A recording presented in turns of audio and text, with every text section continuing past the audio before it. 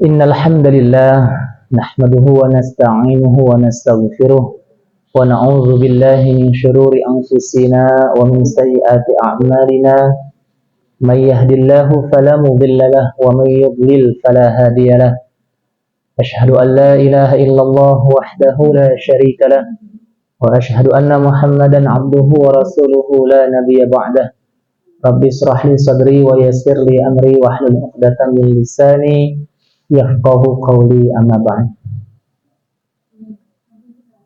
Mari kita awali terlebih dahulu pertemuan majelis kita pada sore hari ini dengan membaca kalimatul basmalah, dilanjutkan dua kalimat syahadat dan doa raditu billah. Bismillahirrahmanirrahim. Asyhadu an la ilaha illallah wa asyhadu anna muhammadar rasulullah.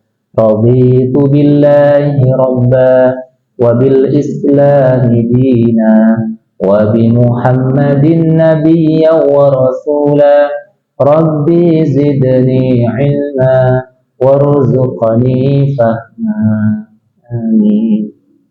Dan kita lanjutkan dengan membaca Sayyidul Istighfar. Bismillahirrahmanirrahim. Allahumma anta rabbi la ilaha illa anta khalaqtani wa ana 'abduka wa ana 'ala 'ahdika wa wa'dika mastata'tu a'udzu bika min syarri ma sana'tu abu'u laka bi ni'matika 'alayya wa abu'u bi dhanbi faghfirli fa innahu la yaghfiru dzunuba illa anta. Baik, melanjutkan pembahasan fikih kita. Terakhir tentang salat sunnah.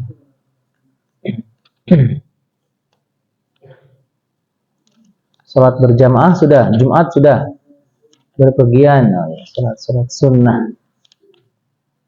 Salat hari raya sekarang.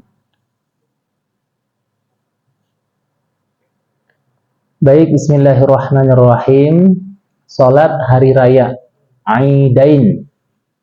Dua salat Aid, Idul Fitri dan Idul Adha. Yang pertama, salat hari raya Idul Fitri atau fitrah. Ini khusus waktunya tepatnya pada tanggal 1 Syawal. Ya. Jadi yang dilihat itu 1 Syawalnya. Walaupun biasanya di tempat kita ada perbedaan. Ya, yang penting 1 Syawal. Kemudian untuk hari raya Idul Adha ini khusus momentumnya pada tanggal 10 Zulhijjah. Juga disebut dengan hari raya. Ini justru malah harusnya lebih ramai, ya. Jadi hari raya Idul Adha itu memang lebih meriah daripada Idul Fitri sebetulnya. Makanya hari raya Idul Adha itu kan hari tasyriknya ada berapa? Ditambah ya, jadi ada 3 dengan yang 10, 11, 12, 13. Jadi diharamkan berpuasa, harus makan gitu ya. Nah, nyembelih lagi. Iya, kalau Idul Fitri kan nggak ada, hanya 1 hari udah selesai. Hanya kita lah yang membuat tradisinya lebih meriah gitu ya, karena masuk tradisi gitu ya, sehingga cuti bersamanya pun lebih banyak. Itu di hari raya Idul Fitri. Nah, pada 2 hari raya ini kita disunnahkan, hukumnya sunnah, mengerjakan sholat. Jadi hukumnya sunnah, ya, nggak wajib, hanya ya rugi ya kalau nggak menunaikan sholat Idul Fitri atau Idul Adha. Karena ada aja orang yang semangat waktu malam takbiran itu, wah, takbiran di masjid sampai subuh.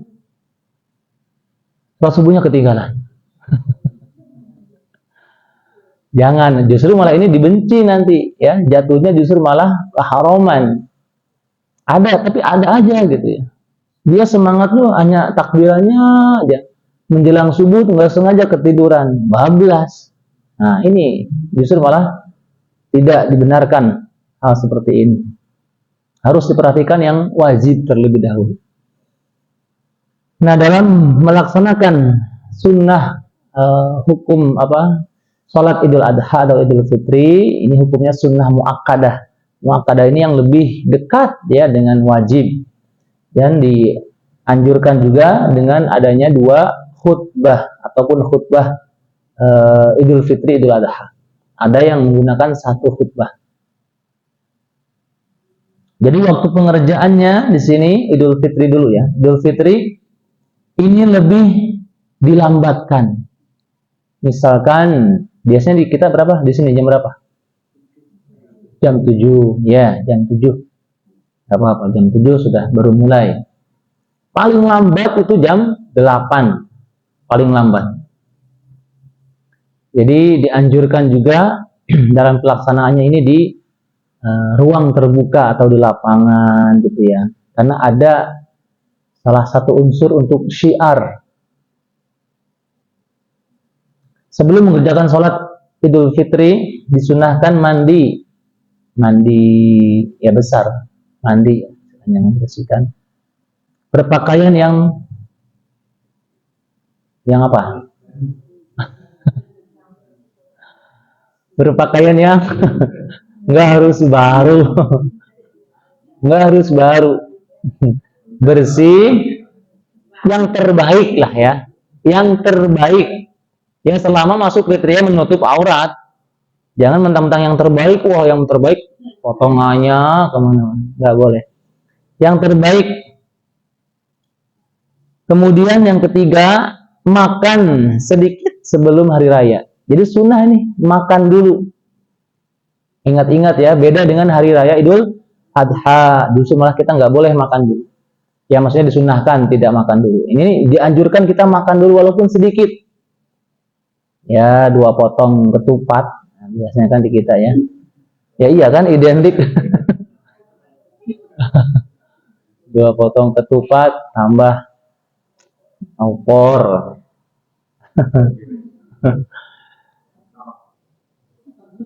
Lontong boleh. Yang keempat, pergi ke tempat sholat dengan berjalan.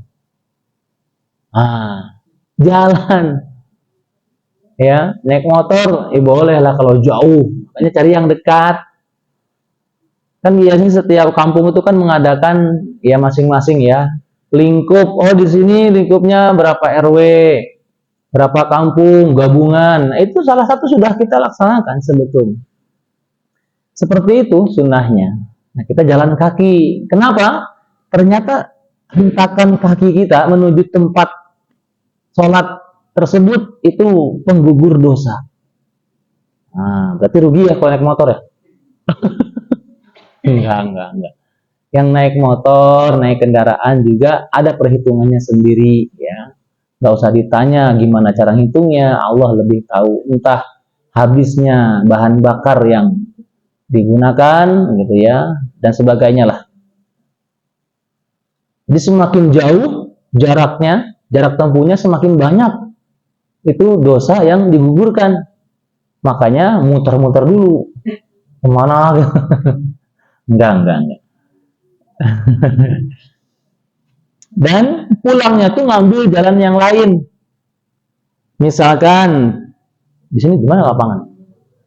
Ada di Pol ya di Pol. Ini ya. Ketika berangkat lewat melipir jalan raya ring road. Nah, ya melipir. Pulangnya nanti muter lewat yang utara. Hah? Itu sunnahnya. Intinya beda-beda jalan. Kalau jalannya pertama waktu berangkat lewat sini, pulangnya jangan lewat sini. Dianjurkan sunnahnya. Ini diingat-ingat ini. Penting iya. Ya syukur-syukur nantilah ya. Lebaran masih lama atau benar lagi nih? Bentar lagi. April. Masya Allah. 1 tahun lagi.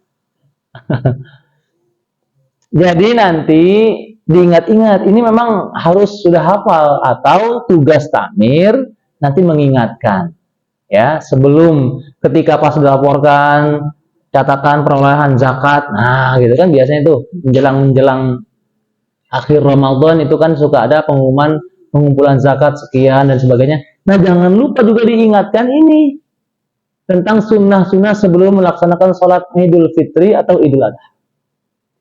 Ini salah satu tugas. Sehingga diinformasikan, kami mengingatkan kepada Bapak Ibu sekalian yang hendak melaksanakan sholat id, nanti begini, nah dikasih tahu. Ya, jangan lupa mandi, dan sebagainya. Gak masalah, itu informasi mengingatkan. Kemudian yang kelima, memperbanyak bacaan takbir dan zikir mulai dari malam. Kalau Idul Fitri itu mulainya itu ya pada maghrib sebetulnya. Jadi nggak boleh zuhur itu udah takbiran, iya. Nah, misalkan besok nih Lebaran, besok nih Idul Fitri misalkan, maka kita mulai takbirnya itu ya sekarang ini, ba'da maghrib, ba'da asar belum dibolehkan secara syariat sebetulnya. Nah ini diperbanyak, ya diperbanyak ini semampu kita, karena instruksinya memperbanyak, kita akhirnya semangat ya, sampai ada dilombakan gitu ya, keliling, takbir keliling dan sebagainya. Tapi kalau kita ngelihat di negara, ya istilahnya di Arab, Jazirah Arab itu mungkin kalau kita lihat biasa saja. Ya mereka takbiran tuh hanya 3 kali, ganjil. Selesai 3 kali, ya udah dimatikan mic-nya, udah tinggal lagi. Nanti misalkan 2 jam kemudian atau setengah jam kemudian baru takbiran ada lagi yang ke masjid. Udah selesai gitu. Jadi nggak ada seperti kita ngumpul bareng sini. Wah, makanan ada tersedia gitu ya. Wah, itu mah nggak rame. Ya iya, makanya makanya karena kita sudah terbiasa. Karena kita terbiasa. Sudah terbiasa dengan tradisi. Itu masuk tradisi loh ya, ingat. Itu masuk tradisi. Jadi bukan syariat yang secara harus seperti itu, enggak. Tradisi di kita saja dari dulu sudah, karena dianjurkan banyak takbir, ayo biar gayeng, wah gitu ya. Tapi secara ketentuan tidak ada, secara spesifik harus seperti itu. Jadi cukup kita 3 kali baca, selesai aktivitas yang lain, ya bersih-bersih rumah atau apa, 3 kali baca selesai, ya, gitu. Itu sudah memperbanyak. Cara mengerjakan sholat Idul Fitri, Idul Adha tidak didahului dengan yang namanya azan. Jadi nggak pakai azan, ya. Bahkan iqomat pun tidak. Karena ini kan hukumnya sunnah, hukum sholat dan khutbahnya ini termasuk sunnah. Jadi tidak digunakan takbir azan. Dan diawali dengan kalimat as-salatu jami'ah, sholat berjamaah, itu perintah yang mengajak untuk sholat berjamaah, atau dengan kalimat-kalimat tambahannya apapun itu ya. Yang kedua, dikerjakan secara berjamaah dan imam mengeraskan suara. Tuh ya. Jadi karena ada syiarnya di sini semua menghentikan kegiatan, jadi walaupun jam-jam pagi, siang harus dikeraskan. Memilih imam, khatib, nah ini ada kriteria tertentu sebetulnya ya, hanya mungkin kita ini mulai lengah atau ya sudah gimana lagi gitu ya, sudah waktunya zamannya apa namanya ya, fasenya kita di akhir zaman. Jadi nggak hanya sebatas detail atau apa gitu ya, tapi benar-benar kita sudah tahu tentang, paham ketentuan-ketentuan ya. Apalagi masalah khatib itu tidak boleh guyon, tidak boleh mengundang apa namanya ketawa pas khutbah, atau ada komunikasi dengan jamaah. Gimana, betul kan? Betul nggak boleh dalam khutbah. Terus apalagi rukun-rukunnya ada gitu ya. Dan bacaannya juga. Bacaannya kita yakin gitu. Karena masih kami menemukan gitu ya, di beberapa, masih di tempat kita di Jogja ini, Masya Allah, apa namanya, ya mungkin bagus ketika khutbah itu biasa, tapi ketika bacaan itu Masya Allah, akhirnya sedih gitu, kenapa kok nggak disaring terlebih dahulu, bagaimana dengan ininya, mumpuni atau tidak. Itu penting. Yang ketiga, setelah takbiratul ihram serta niat, ada doa iftitah seperti biasa. Ya, Allahumma ba'id baini atau Allahu akbar kabira, silakan. Yang keempat, takbir berapa kali? 7 kali. Jadi takbir 7 kali itu setelah takbir yang pertama. Allahu akbar. Nah, ini takbir pembuka. Takbiratul ihram. Ditambah takbir 7. Allahu akbar. Allahu akbar. Nah, itu 7 kali. Itu ya. Bacaannya subhanallah walhamdulillah wala ilaha illallah Allahu akbar. Nah, itu. Jadi kalau kita yang belum tahu Allahu akbar baca apa ya? Tiba-tiba Allah lagi. Nah, ada yang kadang-kadang lupa. Ya. Allahu akbar. Bismillahirrahmanirrahim. Makmumnya kok ini. Mau negur juga bingung ya. Subhanallah. Ini gimana? Ada yang sering terjadi kan. Karena kan ini jarang kita lakukan, hanya setahun 2 kali yang masalahnya. Terus Al-Fatihah dan baca surat. Surat yang di rakaat pertama dianjurkan lebih panjang. Lebih panjang. Ya, di berbagai riwayat hadis ada diutamakan surat Al-A'la. Ya, kebanyakan Al-A'la memang dianjurkan Al-A'la paling tinggi.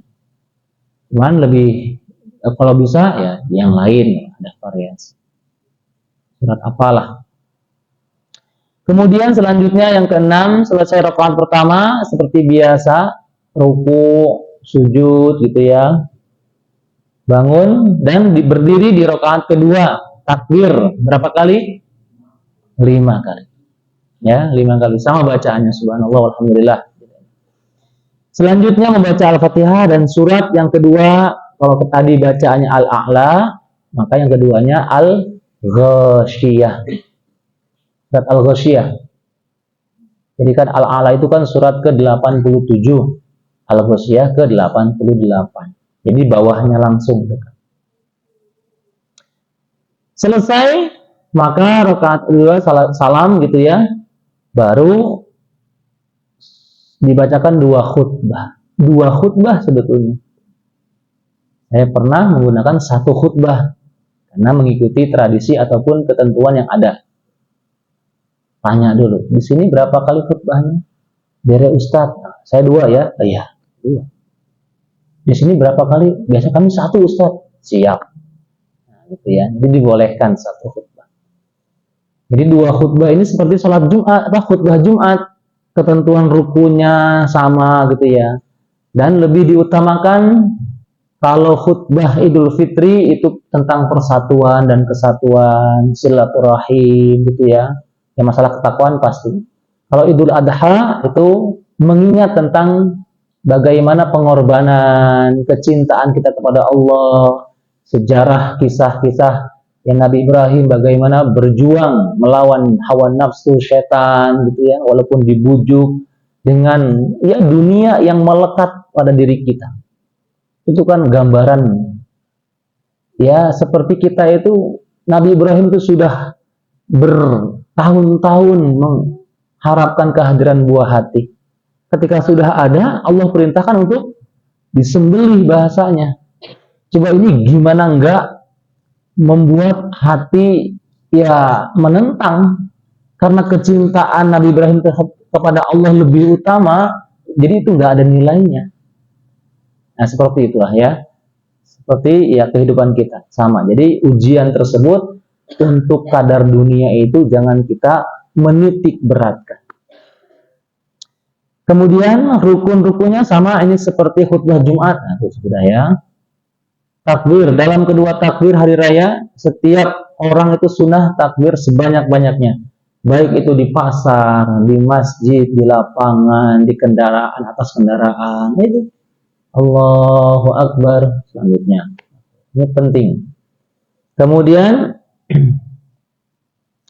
sunnah membaca takbir mulai terbenam matahari penghabisan malam hari raya. Selesai kalau Idul Fitri cukup satu malam.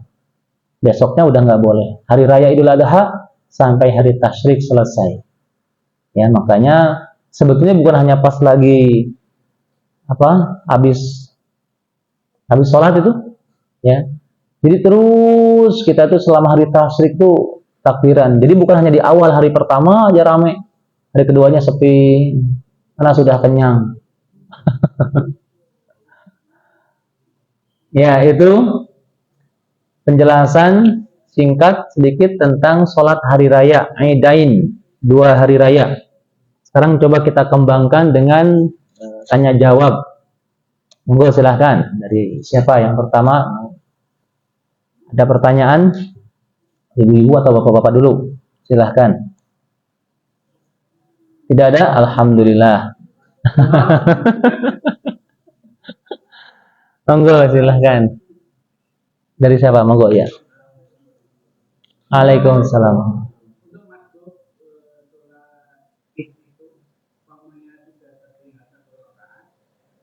Hmm.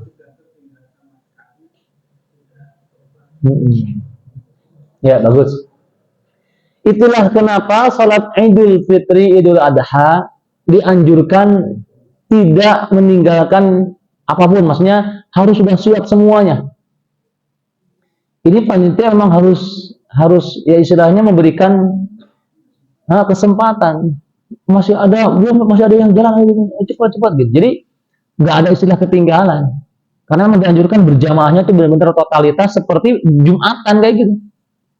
Kalau Jumatan karena kadarnya wajib, kemarin sudah kita bahas, sekalinya ketinggalan maka diganti dengan sholat zuhur ataupun ditambah. Nah, kalau sholat Idul Fitri Idul Adha tidak ada penggantinya. Kalau sudah ketinggalan, ya sudah, nggak usah sholat ataupun ikut di sampingnya dengarkan khutbah.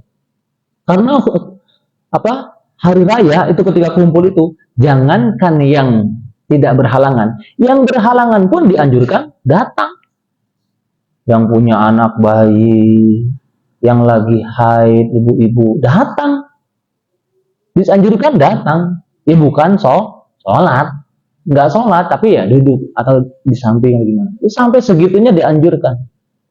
Tapi kalau ketinggalan, memang sudah ketinggalan, maka ya sudah, nggak usah gimana gitu ya, atau wah ini karena sunnah hukumnya. Itulah kenapa dianjurkan jangan dulu dimulai sebelum semuanya sudah siap. Nggak ada istilah gerutu, itu nggak ada. Terus panitia mengingatkan untuk sabar, kita harus menanti ini saudara-saudara kita, karena memang Idul Fitri lebih dianjurkan di istilahnya dimundurkan atau tidak terlalu buru-buru. Kalau Idul Adha sebaliknya, Idul Adha disegerakan, gitu ya. Nah gitu, jadi nggak ada istilah masbuk gitu ya, terus harus ini sendiri, khutbah sendiri atau gimana. Ya udah, ikutnya apa, misalkan sholatnya ketinggalan, sedapatnya dan khutbahnya didengarkan, gitu saja. Begitu, karena anjurannya syiarnya di sini. Begitu. Ada lagi? Monggo, Bapak. Waalaikumsalam warahmatullahi wabarakatuh.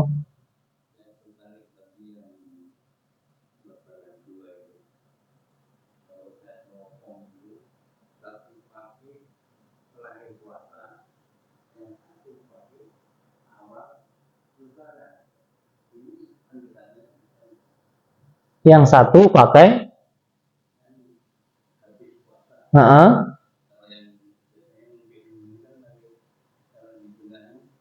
hisab.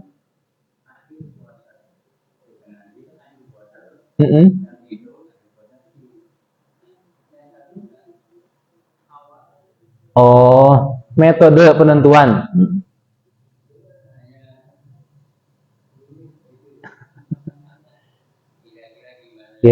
Paham. Nggak akan ketemu sampai kiamat. Jadi dua metode tersebut memang nggak akan bisa dikombinasikan secara lebur gitu, nggak bisa.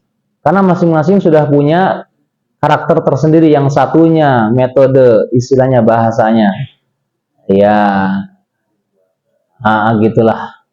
Ya, kita nggak enak menyebutnya. Sebenarnya ada sebutan lain, cuman jadi ya hisab itu dari jauh-jauh hari sudah ketemu. Kalau metode hisab, gitu ya, dari jauh-jauh hari udah ketemu, karena sudah ada perhitung-hitungannya. Tapi kalau harus dilihat dengan mata kepala telanjang, maka belum bisa ketemu. Jadi harus ditunggu dulu nanti, ya, dilihat dulu mana buktinya. Wah, tuh kelihatan. Berarti besok kayak gitu. Nah, dua metode ini nggak akan bisa ketemu sampai kiamat, makanya gitu. Makanya kan titik tengahnya adalah mana kemantapan kita. Itu saja. Kenapa? Para ulama Indonesia khususnya sepakat ketika, mohon maaf ya, kelompok ormas A menetapkannya ini ternyata salah, gitu ya. Yang betul adalah kelompok ormas B, gitu ya. Maka di akhirat dua-duanya dapat pahala. Yang A karena salah dapat 1 pahala fatwanya. Yang B benar dapat 2 pahala. Tahun depannya, yang B salah, yang A yang benar, tetap. Itulah fatwanya ulama. Kalau mereka bukan karena hawa nafsu, bukan karena tendensius duniawi dan sebagainya, tetap akan mendapatkan fatwanya pahala di sisi Allah. Kalau salah 1, kalau benar 2. Itu masalahnya. Ya, terkait di luar tersebut biasanya mungkin karena ego, politik, ya, atau apa lagi ya, itu di luar gitu. Itu tanggung jawab masing-masing nanti. Nah gitu. Jadi masalah penentuan itu nggak akan bisa ketemu.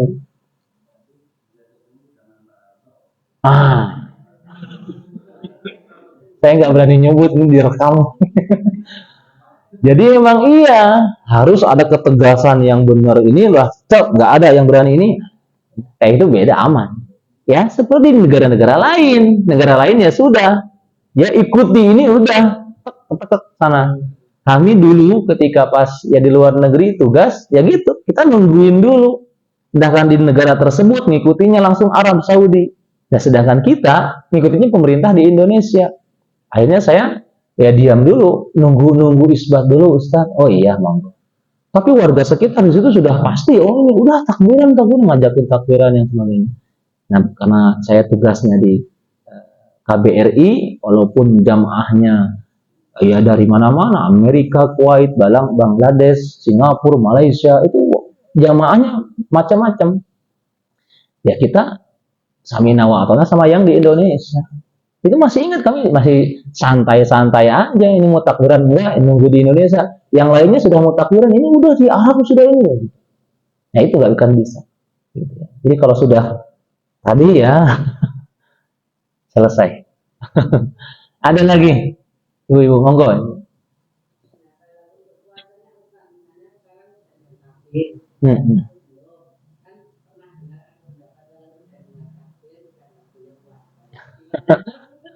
Ya itu kembali lagi kemantapan ya. Memang betul ya, kalau udah ngedengar takbir ya sudah harusnya.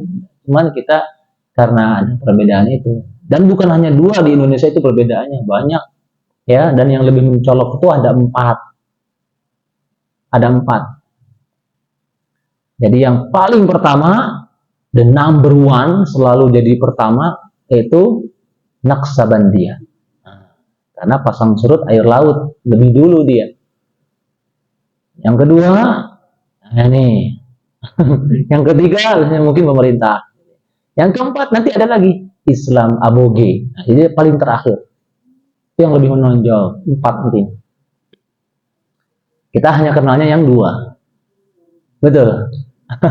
Padahal ada 4. Yang lebih menonjol gitu ya di Indonesia.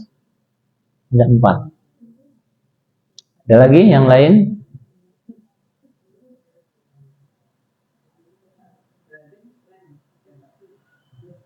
Ya, kemantapan sendiri tadi. Iya, kemantapan sendiri. Kita mantapnya yang mana?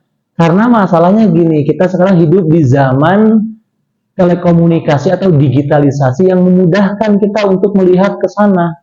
Oh, rumput tetangga merah. Oh, hijau.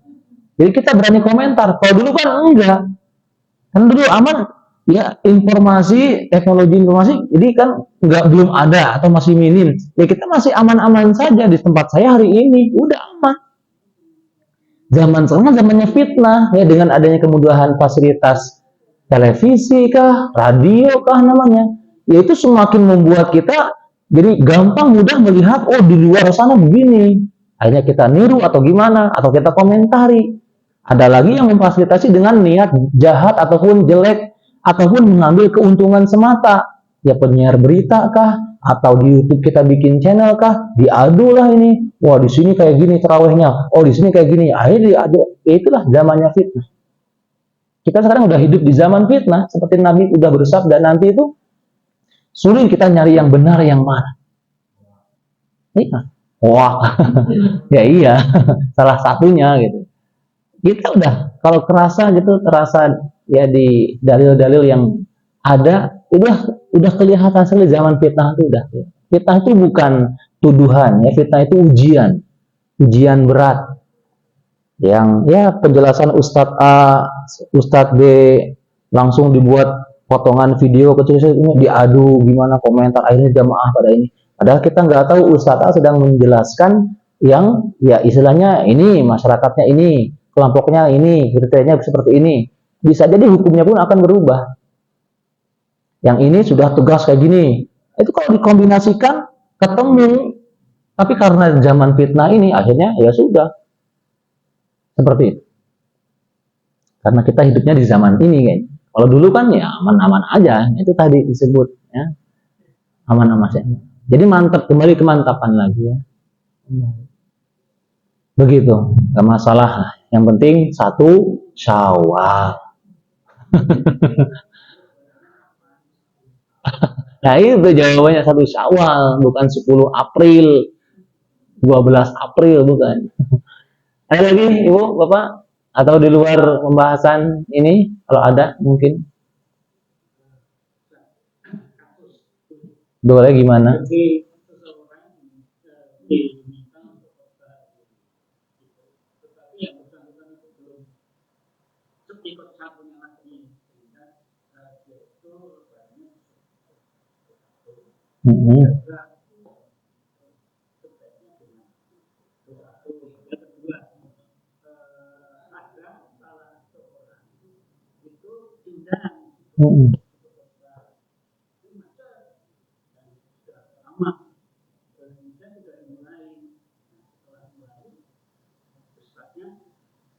Datang.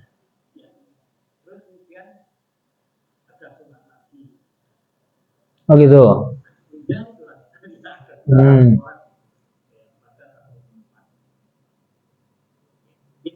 Oke, baik. Iya, tadi yang pertama terlambat apa? Oh, jadi udah khutbah. Oh, misalkan saya ikutnya yang besok atau lusa gitu ya. Besok disuruh khutbah.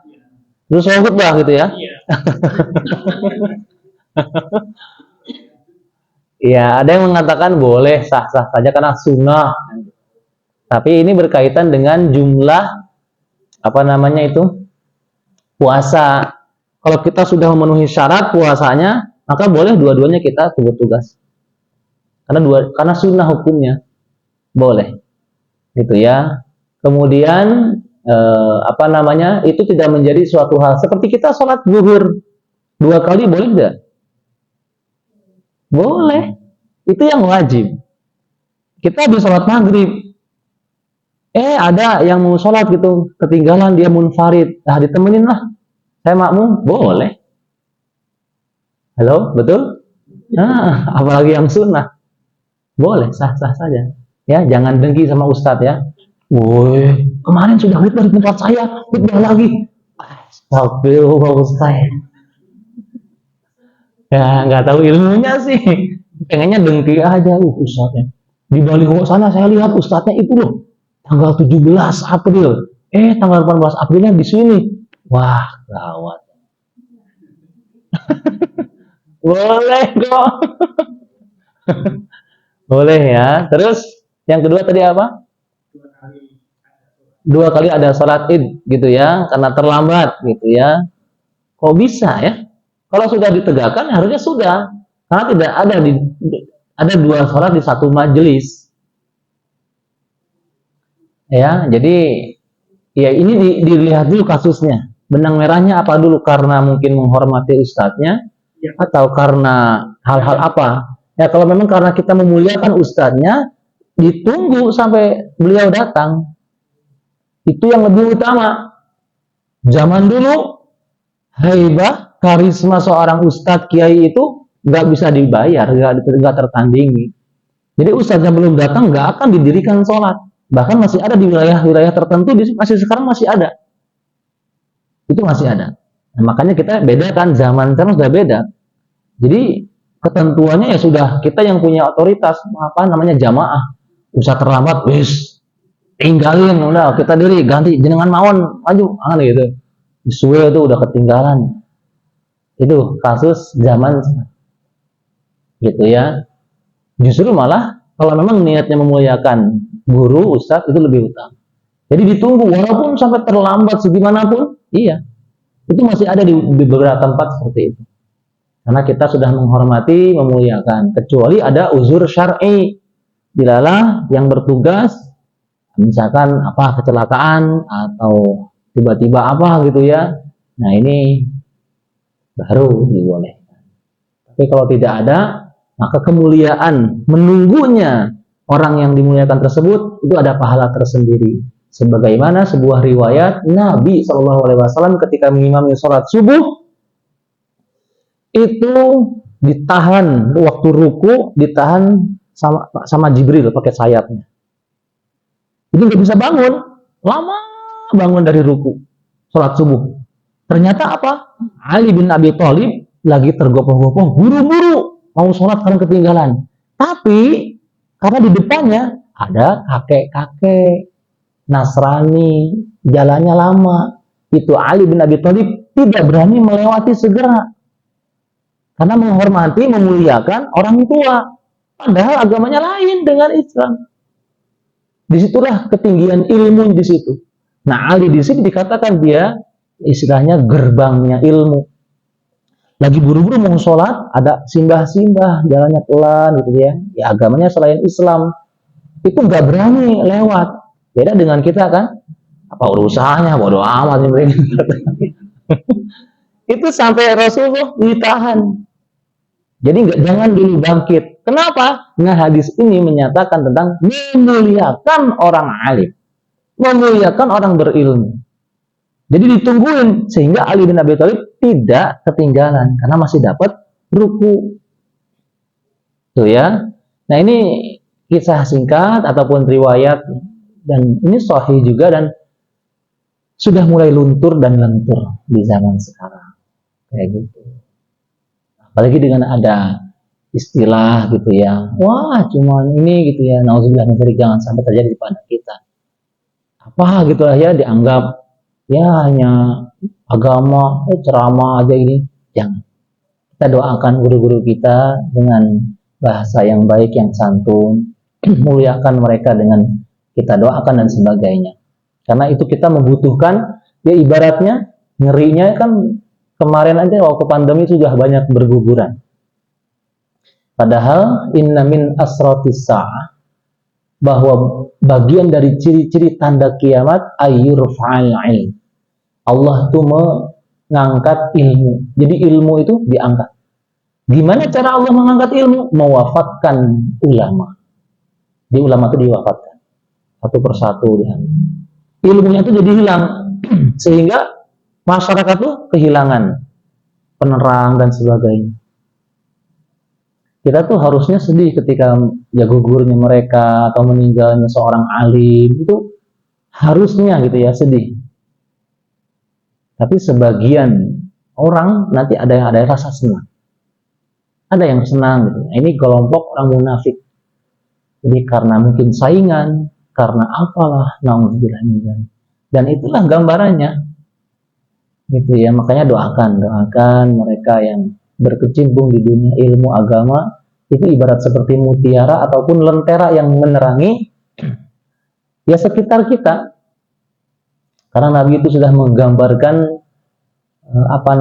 kita tuh nanti akan terombang-ambing seperti buih di lautan. Nggak kebayang ya. Wah, bingung nyari pendapat ini gimana. Mau megangan kemana? Ibarat orang kalau tenggelam di sungai, itu apapun jadi pegangan. Serabut kah atau rumput yang kecil itu akan jadi pegangan. Jadi bingung kita mau pegangan kemana. Nah, gambarannya nanti seperti itu. Sampai-sampai ya diobok-oboklah umat Islam dari berbagai arah mata angin, dari berbagai penjuru, seperti tidak ada pengaruhnya lagi. Ini udah kelihatan, betul? Iya, dengan adanya kasus di Palestina, kita nggak punya kekuatan apa-apa. Mau rapat berapa kali itu, negara-negara oke dan sebagainya, kok kayaknya nggak ada ini. Berbeda pendapat, ini udah kelihatan. Ya, kita hanya bisa menyimak, merenungkan, ini kapan? Karena nanti akan ada pertolongannya ada, tapi itu sudah menjadi sesuatu hal yang berat. Maksudnya apa? Ya kiamat kubro sudah semakin dekat. Ada. Ala inna nasrallahi qarib. Bahwa pertolongan Allah sudah semakin dekat nanti ada dekat. Cuman kita ya siap-siap istilahnya gitu ya. Semakin mendekati kiamat kubro. Begitu. Jadi masalah tadi kembali lagi memuliakan. Kalau memang tujuannya memuliakan, maka tidak ada istilah kita menggerutu, wah kelamaan, wah ini enggak ada. Karena itu ya qadarullah bahasanya ya. Oh ustadznya kejebak macet. Ya kan qadarullah. Wah karena ini. Cuman kan nanti di akhir-akhir zaman itu ya itu. Jadi kita ini karena masalah waktu ya sudah terlambat, sudah nggak ada ini. Itu alasan yang nanti akan menuntut ke sana. Sehingga orang itu seperti sekarang kita kan kerja. Tuntutannya karena ya, pekerjaan, karena waktu, karena ini. Padahal pekerjaan itu masalah keberkahan. Satu perusahaan kalau ada menerapkan sistem mengejar keberkahan, masya Allah, ini pasti ini paling berbeda. Dia tidak menuntut harus bekerja sampai tuntas segini-gini, yang penting ada keberkahan. Di waktunya sholat, saya mewajibkan seluruh karyawan sholat ke masjid. Di awal waktu berjamaah. Urusan pekerjaan, urusan lain. Pokoknya kita kedepankan. Wah ini mahal kalau ada yang masih seperti ini. Makanya kan tuntutan pekerjaan itu harus sekian jam, harus ada di sini, harus Sherlock, harus apa. Wah, itulah membuat nilai-nilai keberkahan semakin tergeser. Sehingga dia berusaha untuk tampil di depan atasan begini, gitu ya, padahal di belakangnya gimana. Nah, itulah zaman semakin kesana. Gitu ya, bersyukurlah bagi kita yang masih menyempatkan ataupun mengutamakan waktu sholat, terutama hak-hak Allah, lebih utama dibandingkan unsur duniawi. Maksudnya apa? Ketika kita memahami bahwa pekerjaan kita itu adalah sejatinya menunggu waktu sholat. Bukan waktu sholat itu disisa waktu. Jadi kita mau sholat zuhur nih ya, wah masih lama, ya kerja. Nah, jadi kerja itu nungguin waktu sholat. Anak kita belajar sekolah itu nunggu waktu sholat, sehingga sholat itu lebih diutamakan. Bisa dipahami ini? Nah, bukan dibalik. Tapi kasus itu terbalik di zaman-zaman sekarang. Jadi sholat itu sisa waktu. Nanti aja jam 2. Nanti aja lah. Ya, maaf ini, kok jadi melebar ke sana ya. Tapi insya Allah ngena ya. Jadi itulah kita harus wanti-wanti dan kita harus bersyukur kalau masih diberikan kesempatan untuk bisa menunaikan hak Allah lebih utama dibandingkan hak kita maupun unsur duniawi yang itu sifatnya hanya sementara. Begitu? Masih ada mungkin yang mengganjal? Cukup ya? Oh, ada.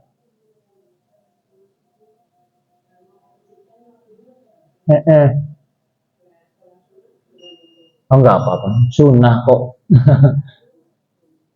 Dianjurkan, sunnahnya dianjurkan, makanya dipersiapkan. Tapi kalau memang terlambat, ya sudah enggak apa-apa. nggak perlu kita ini, ya. Boleh sholat sunat di rumah 2 rakaat baru ke masjid, boleh. Ya kita nggak apa-apa. Jadi makanya kalau kita mempersiapkan sholat sunnah qabliyah subuh itu harus pengen ajak gitu ya. Kalau bisa ya dikasih ini tanda. Hari ini selesai, alhamdulillah dapat. Hari ini dapat. Coba rasakan selama 40 hari. Insya Allah akan ada perbedaan. Oh ya, itu dibolehkan. Ini harus jangan sampai terlambat kalau bisa. Seperti itu 12 itu ketika nanti pas habis sholat, habis syuruk di atas ya, habis syuruk. Enggak, ini kalau ibu bapak mau punya perbedaan dalam hidup, rasakan sholat berjamaah 40 hari, sholat 5 waktu. 40 hari enggak terlambat di awal waktu gitu ya, selama 40 hari. Silahkan nanti ada perbedaan dalam hidup kita.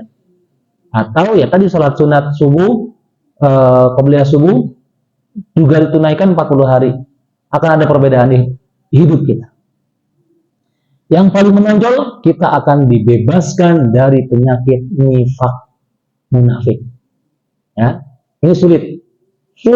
Nanti pas hari ke-38 pasti ada aja halangannya apa? Sakit perut lah, kebelet. Apalah, beneran. Ini serius. Silahkan dicoba gratis. Ya iya. Begitu nih. Cukup, insya Allah kita lanjutkan pembahasan kita 2 minggu yang akan datang. Kemarin saya salah. Jadi catatannya memang hari ini, cuman ternyata dari pihak sana, mundur 1 ini ya sudah apa-apa. Oke, gitu ya. Baik, mari kita akhiri majelis kita dengan membaca kalimatul hamdalah dan doa kifaratul majelis. Alhamdulillahirabbil alamin, subhanakallahumma wa bihamdika, asyhadu an la ilaha illa anta, astaghfiruka wa atubu ilaik. Akhirul kalam. Assalamualaikum warahmatullahi wabarakatuh.